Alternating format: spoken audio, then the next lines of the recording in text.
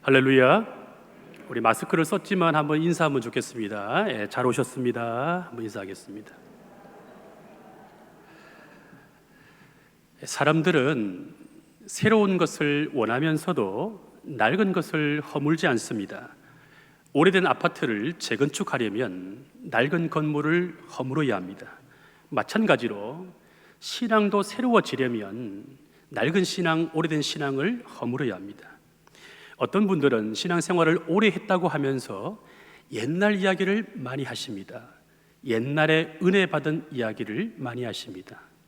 그런데 여러분 그거 아십니까? 옛날의 이야기는 옛날의 이야기일 뿐입니다. 신앙과 은혜는 녹차도 아니고 한약도 아닙니다. 한약과 녹차는 우려 먹을 수 있지만 신앙과 은혜는 우려 먹을 수가 없습니다. 새로운 은혜가 필요한 거죠. 새로운 은혜를 받으려면 옛날의 은혜를 허물어야 합니다. 옛날에 알았던 개념화된 신앙을 허물어야 합니다. 그때의 은혜는 그때이고 지금 은혜가 필요한 것입니다. 허물어야 세워집니다. 오늘 본문의 이야기는 예수님께서 유월절이 가까운 때에 예루살렘 성전에서 벌어진 일입니다. 예수님께서 짐승을 내쫓으시고 상을 엎으시면서 분노하셨습니다. 아버지의 집을 장사하는 집으로 만들지 말라고 하셨습니다. 성전은 거룩하신 하나님이 임재하시는 곳이고 기도하는 집인데 왜 이렇게 세속적인 행위로 야단을 피우냐고 예수님께서 분노하셨습니다. 사실 유월절을 맞이해서 유대인들이 이스라엘과 로마 전역에서 흩어져 살다가 이 예루살렘으로 오게 되면 먼 거리를 여행해야 했기 때문에 제사할 때 필요한 소와 양과 비둘기를 가져올 수가 없었습니다. 그리고 그들이 가지고 있는 돈은 로마의 화폐였기 때문에 환전도 필요했습니다. 그런데 왜 예수님께서 이렇게 정도 이상으로 분노하셨을까요? 성전의 본질이 훼손되었기 때문입니다. 예수님은 성전에서 비본질이 본질의 자리를 차지하고 있는 것을 보시고 분노하셨습니다. 오늘 성경을 보면 14절인데요. 성전 안에서 소와 양과 비둘기 파는 사람들과 돈 바꾸는 사람들이 앉아 있는 것을 보시고, 예수님은 그들이 성전의 주인인 것처럼 앉아 있는 것을 보시고 분노하셨습니다. 성전에서 그 유대인들의 순례자들의 편리를 위해서 장사하는 것 자체에 화가 나시는 것이 아니라 아버지의 집에서 세속적인 행위를 하는 것도 모자라서 그들이 성전의 기득권을 차지하고 있는 모습을 보시면서, 앉아있는 모습을 보시면서 분노하시는 것입니다. 이처럼 똑같은 성전인데 예수님께서 보시는 시각과 제자들과 성전에 있는 사람들의 시각이 이렇게 달랐습니다. 그들은 비본질적인 방법이라도 성전을 관리하고 유지하고 세우는 데 관심이 있었지만 예수님은 본질이 훼손된 성전을 허무는 데 관심이 있었습니다. 그 정도로 예수님은 성전의 본질을 사모하셨습니다. 그래서 제자들은 성전에 대한 그 열심 때문에 예수님께서 죽으셨다고, 성전을 향한 그 열심이 예수님을 집어삼켰다라고 생각했습니다. 실제로 예수님께서는 성전의 본질을 향한 그 열심 때문에 십자가에서 죽으셨습니다. 주님은 자신을 허물어서 새 성전을 일으키셨습니다. 그게 바로 부활입니다. 이렇게 주님은 허물어서 세워가시길 원하십니다. 허물어서 세워가시는 주님. 그런데 누가 허물어야 할까요? 누가 옛 성전을 허물어야 하겠습니까? 우리가 허물어야 합니다. 우리가 허물어야 합니다. 오늘 본문 19절을 보십시오. 너희가 이 성전을 헐라 내가 사흘 동안에 일으키리라. 너희가 허물면 주님이 세우겠다는 것입니다. 허무는 것의 주원은 우리이고 세우는 것의 주원은 주님이십니다. 너희가 허물면 주님이 세우겠다는 것입니다. 우리가 허물 때 주님이 세우겠다는 뜻입니다. 그러므로 주님이 세우는 성전이 되려면 우리가 허물어야 합니다. 우리가 허물지 않아서 허물어짐을 당할 때가 있습니다.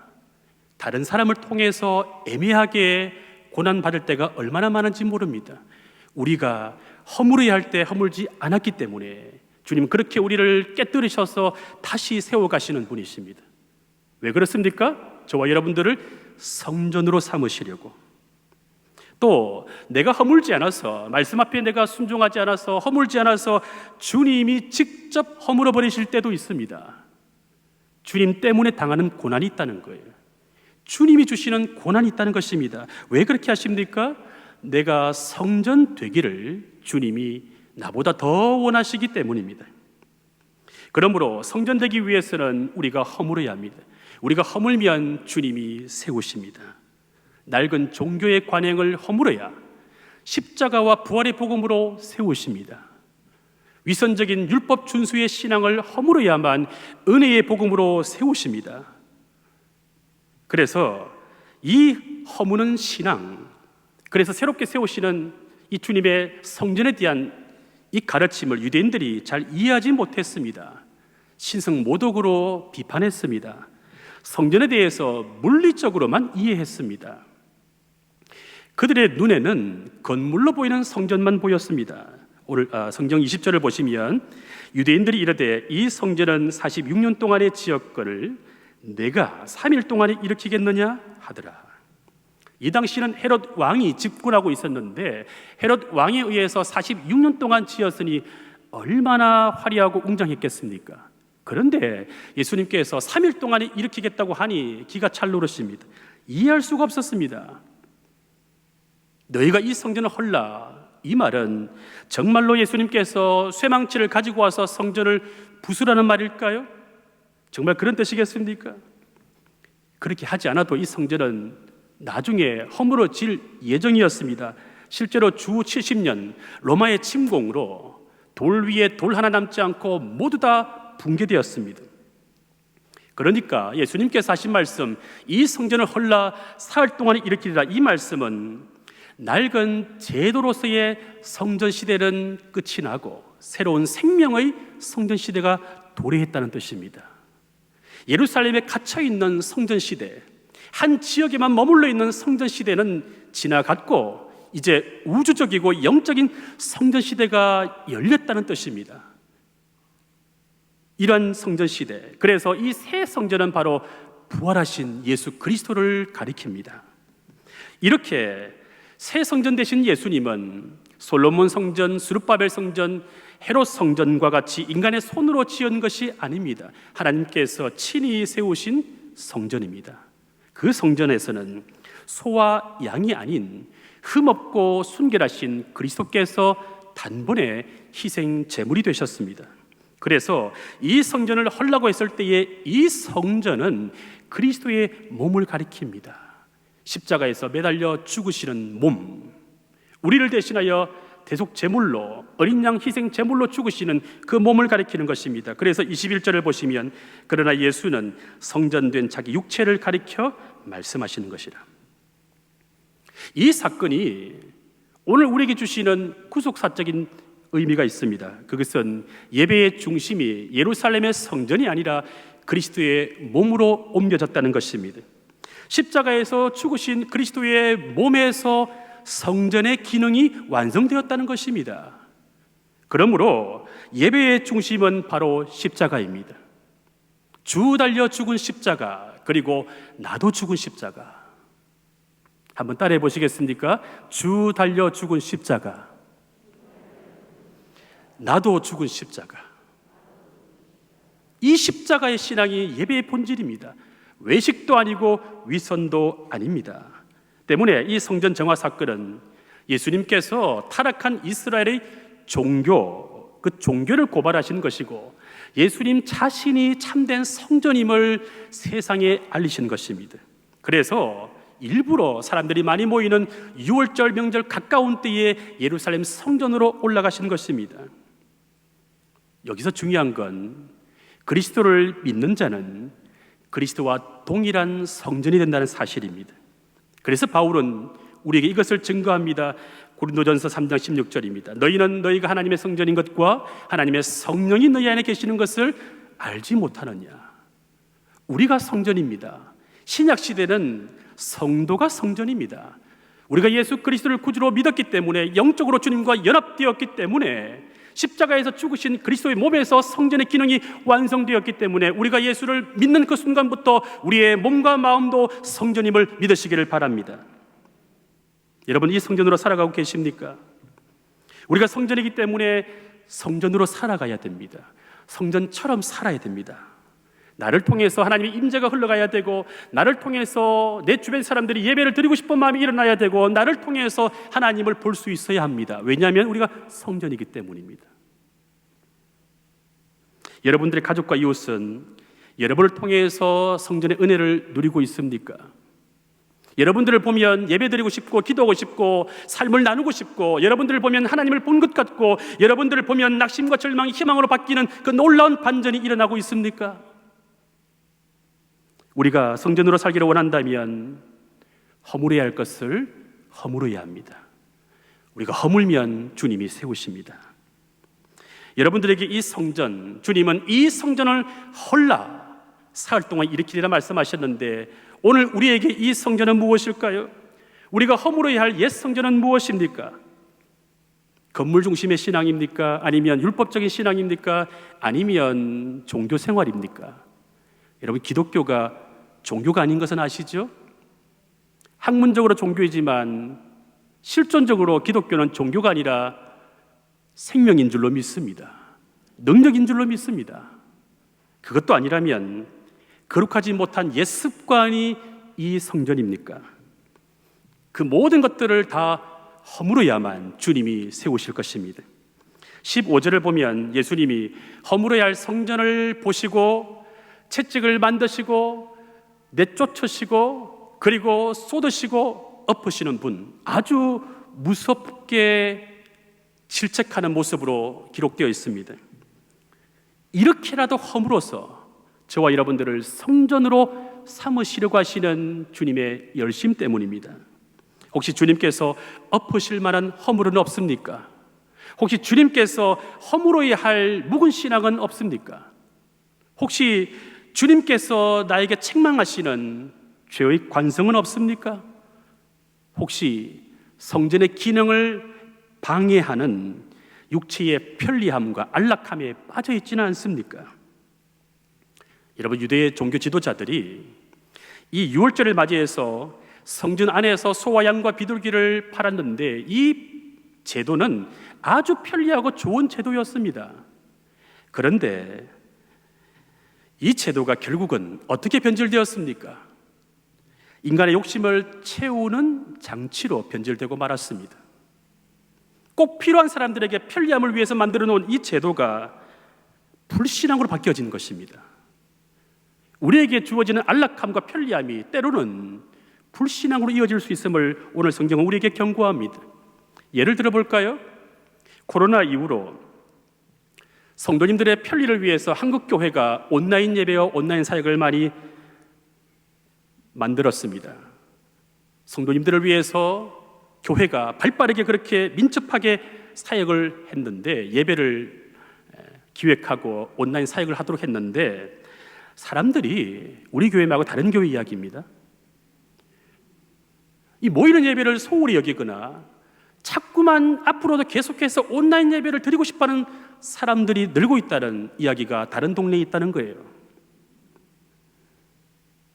코로나 때문에 생긴 이 온라인 예배를 편리함과 안락함의 수단으로만 이용한다면 성전의 본질과 기능을 놓치고 있는 것입니다.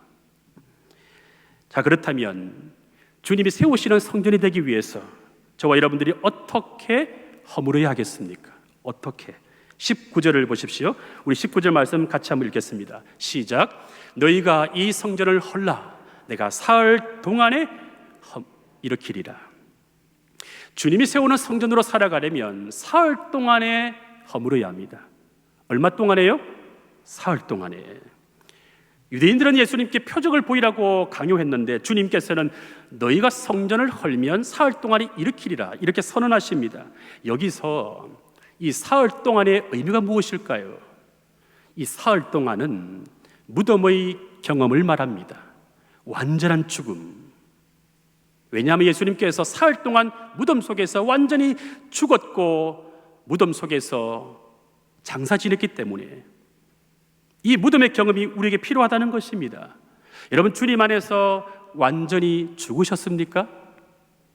이 질문이 굉장히 부담스럽죠? 제가 고등학교를 다닐 때 일입니다. 저는 시골에서 자랐는데 그 시골집 마당에서 아버지가 닭을 키우셨습니다. 그해 여름 유독 제가 백숙이 먹고 싶었습니다.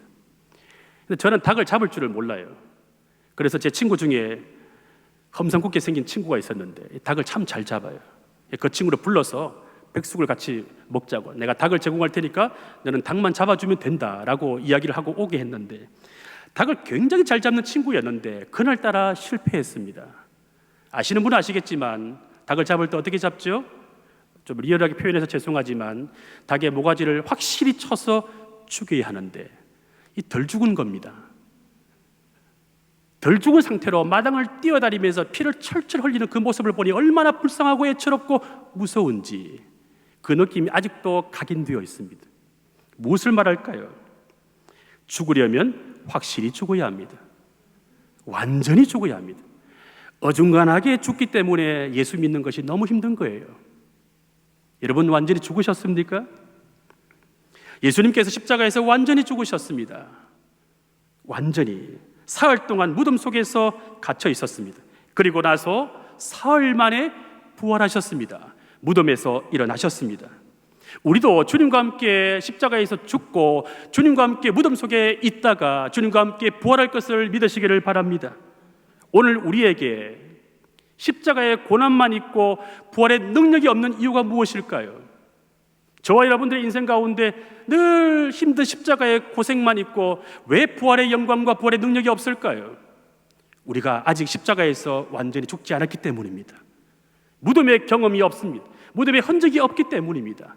그래서 부활의 영광과 부활의 능력과 부활의 은총을 아직도 누리지 못하고 부활은 그저 교리로 받아들이고 있는 우리의 모습은 아닐까 돌아봅니다.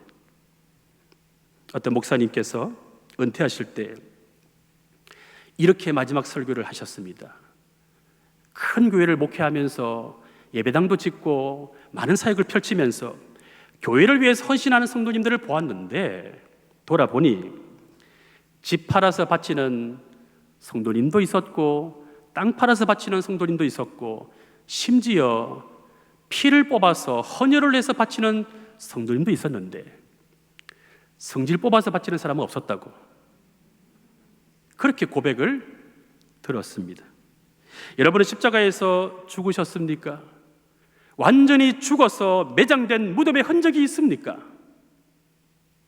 주님과 함께 십자가에서 죽고 주님과 함께 무덤 속을 지나면 반드시 주님과 함께 부활하게 될 것입니다. 그런 사람에게 부활은 능력입니다. 한번 따라해 보십시오. 능력. 완전한 회복이고 잃어버린 형상의 온전한 복원입니다. 그 완전한 회복을 통해서 말할 수 없는 기쁨이 재생산됩니다. 감사가 절로 나옵니다. 기도가 다시 회복될 줄로 믿습니다. 이처럼 죽어야 하는 것이 신앙인데 우리는 죽지 않으려고 합니다. 십자가를 바라보지도 않고 십자가에 매달리지도 않고 십자가를 지지도 않습니다. 십자가가 없으니 무덤이 없고 무덤이 없으니 부활이 없습니다. 여러분, 어디에 있습니까? 부활은 그저 교리일 뿐 내 삶의 부활로 이어지지 않습니다. 내 가족들 중에, 내 자녀들 중에, 이웃들 중에 지금 절망 가운데 죽어가는 영혼들이 있는데 내가 그를 건져야 되겠는데 나에게 영권이 없습니다. 능력이 없습니다. 영혼을 사랑하는 뜨거운 열정이 없습니다. 왜 그렇습니까? 십자가와 부활의 경험이 없기 때문입니다. 그 중간에 무덤을 지나지 않았기 때문입니다. 내가 죽어야 가정이 살고 교회가 살 줄로 믿습니다. 여러분, 내가 죽지 못해서 주님이 나 때문에 죽을 지경입니다. 사랑하는 아들아, 너 좀 나와 함께 죽을 수 없겠니? 내가 너 속에서 함께 살기를 원하는데 너도 나와 함께 죽으면 내가 만난 이 부활의 영광을 볼 수 있을 텐데 너 언제 죽을 수 있겠어? 우리 하나님께서 죽어야 살게 되는 이 십자가의 복음의 비밀을 알게 하시려고 다른 사람을 통해서 허물어지는 고난을 당할 때가 있습니다. 그럴 때 아무 소리 하지 말고 사흘 동안 십자가 앞에서 머물러 보십시오. 사흘 동안 그때만큼이라도 식탐을 줄이고 금식하면서 자기를 부인하는 기도를 한번 해보십시오. 사흘 동안 미디어와 스마트폰을 끊고 고독 속에서 주님만 한번 바라보십시오. 마치 요나가 물고기 뱃속에서 사흘 동안 무덤을 경험하고 난 뒤에 마침내 구원을 경험한 것처럼 우리에게도 놀라운 하늘의 구원이 있을 줄로 믿습니다. 비록 내 자존심이 짓밟히고 내 좋았던 이미지가 산산조각이 나고 내가 쌓아놓았던 명성이 하루아침에 무너지더라도, 그렇게 해서 나라는 존재가 없어지더라도, 나라는 존재가 완전히 죽게 되더라도 괜찮습니다. 왜냐하면 그 뒤에 부활이 있기 때문입니다. 그 뒤에 부활의 능력이 있기 때문입니다. 사도 바울이 이것을 우리에게 증거합니다. 고린도전서 6장 14절입니다. 하나님이 주를 다시 살리셨고 또한 그의 권능으로 우리를 다시 살리시리라. 할렐루야. 저는 살아가면서 저만의 고통, 상처, 아픔이 있을 때, 마음 상할 일이 있을 때 사흘 동안 자기 부인을 계속해서 연습하면서 기도를 하면 제 경험입니다. 사흘 만에, 사흘 동안에 이상하게 회복되는 것을 많이 경험합니다.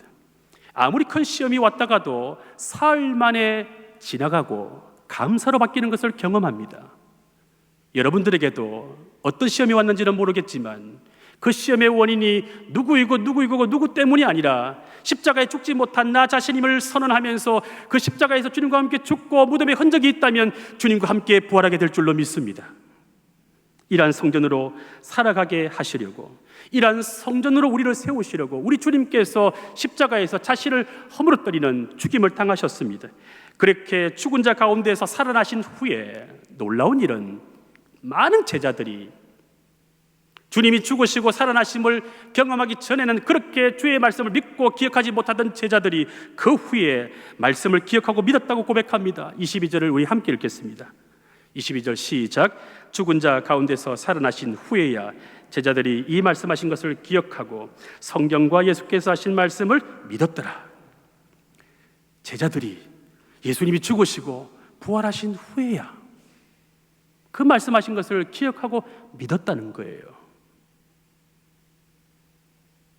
부모 여러분, 목자 여러분, 직분자 여러분, 여러분들에게도 예수님처럼 십자가의 흔적이 있고 무덤의 경험이 있고 부활의 영광이 있다면 사람들이 믿지 않을까요?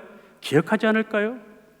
왜 그들이 나를 기억하지 않고 왜 나를 믿어주지 않는가라고 불평하기 전에 나에게 이 신앙이 있는지를 돌아볼 필요가 있는 것입니다. 예수님이 경험하신 이 경험, 죽으시고 살아나신 후에야 제자들이 믿고 기억하게 된 것처럼 오늘 이 역사를 저와 여러분도 경험할 수 있기를 축복합니다. 사람들로부터 기억되고 사람들로부터 믿음과 신뢰를 받는, 그게 바로 예수님을 믿는 사람 아닐까요? 이 역사를 깨닫고 경험하는 곳이 바로 교회입니다. 교회는 주님과 함께 십자가에서 죽은 사람들의 공동체입니다. 교회는 무덤 속에서 살아난 사람들의 공동체입니다. 주님과 함께 죽고 주님과 함께 무덤을 경험했다가 주님과 함께 살아났을 때, 그때 우리에게 놀라운 것은 성전으로 살아갈 수 있는 능력, 성전에서 임재하시는 하나님의 능력을 경험하게 되는 것입니다. 여러분, 이 능력은 하나님의 임재입니다. 이 십자가와 무덤과 부활을 우리가 경험할 때, 한 세트로 경험할 때 우리의 존재가 성전이 됩니다. 하나님이 온전히 머무시고 임재하시는 성전, 이 임재의 영광을 누리기를 원하신다면 우리의 존재가 이 성전의 기능을 온전히 회복할 수 있기를 주의 이름으로 축복합니다. 예수님께서는 성전에서 장사하는 사람들을 향하여 분노하셨는데 그 이유는 성전의 기능을 잃어버렸기 때문이었습니다. 성전의 그 본질적인 기능을 놓쳐버리고 기도하는 집이고 하나님이 임재하시는 그 집에서 그들의 편리를 위해서 상행위를 하는 것에 대한 본질과 비본질이 바뀌어진 그 기능의 상실됨을 안타까워하시면서 분노하신 것입니다. 오늘 우리도 마찬가지입니다. 저와 여러분들이 이 성전의 기능을 회복하지 못하고 다른 곳에서 대체물을 통하여 나의 외로움과 갈등을 해소하려고 한다면 주님께서 여전히 우리에게 물으실지도 모릅니다. 네가 성전으로 살아가고 있느냐? 우리에게 이 성전의 기능을 회복시켜 주시기 위해서 주님이 자신이 허물어지는 죽임을 당하셨고 무덤 속에서 사흘 만에 부활하셨습니다. 그리고 구원을 다 이루셨습니다. 그래서 이 십자가의 부활로 말미암아 새하늘과 새 땅이 이미 시작되었습니다. 죽고 난 이후에 새하늘과 새 땅을 가는 것이 아니라 지금 여기에서 이 십자가와 부활의 복음으로 말미암아 새하늘과 새 땅이 시작되었음을 믿으시기를 바랍니다. 이것이 복음이에요. 이 복음을 우리에게 가르쳐 주시기 위해서 보혜사 성령께서 우리 가운데 임재하시고 내주하십니다. 우리 안에 내주하시면서 우리의 몸과 마음이 성전으로 살아가도록 도우십니다. 성전의 기능을 회복하도록 도우십니다. 하나님의 임재가 있는 성전으로 살아가도록 끝까지 우리를 중보하십니다. 제가 이 복음을 깨닫고 나서 이렇게 기도했습니다. 주님, 내가 교회입니다. 우리가 교회입니다. 한번 따라해 보시겠습니까? 주님, 내가 교회입니다.